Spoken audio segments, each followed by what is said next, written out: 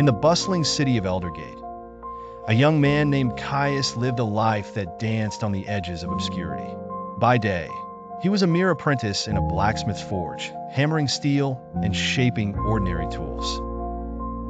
But when the shadows stretched over Eldergate, Caius embraced a secret known only to him. He possessed a demonic power, a legacy passed down through ancient bloodlines that allowed him to command the darkness itself. The city was ruled by Lord Mathis, a tyrannical figure whose grip on power was as relentless as it was oppressive. Under his watch, the townsfolk toiled endlessly, their livelihoods crushed under unbearable taxes and ruthless laws. Caius watched in silence, biding his time. He knew his power was both a gift and a curse, a tool that could corrupt if wielded recklessly, but one that could also enact change if used wisely. One fateful night, Caius stepped into the alleyways shrouded in shadow. Cloaked in a darkness that was more a second skin than any garment, he began his mission.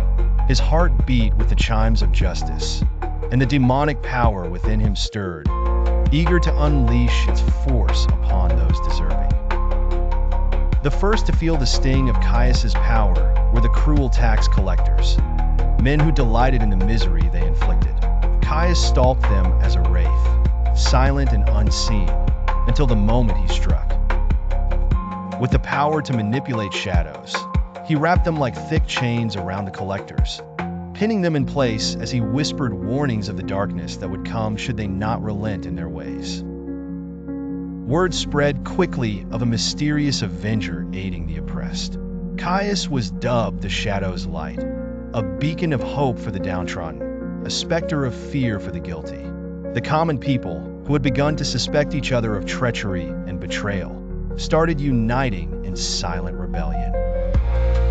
Lord Mathis, unsettled by the rumors, sent spies to capture this enigmatic vigilante. But the spies returned empty-handed, confounded by a force they could neither see nor comprehend.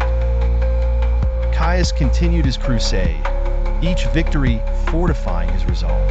With every act of rebellion against the oppressive regime, he found himself grappling with the ethical weight of his powers. Was he becoming the monster he so despised? He often pondered this as he stood at the edge of the city walls. The twinkling city lights spread like a field of stars beneath him. Conflicted but undeterred, Caius resolved that his life, his power, must be a force for good.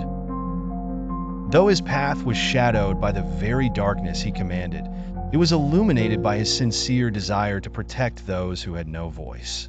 Thus, in the city of Eldergate, the tales of the Shadow's light continued to grow, inspiring others to rise against the darkness in ways great and small, knowing they were not alone in their struggle.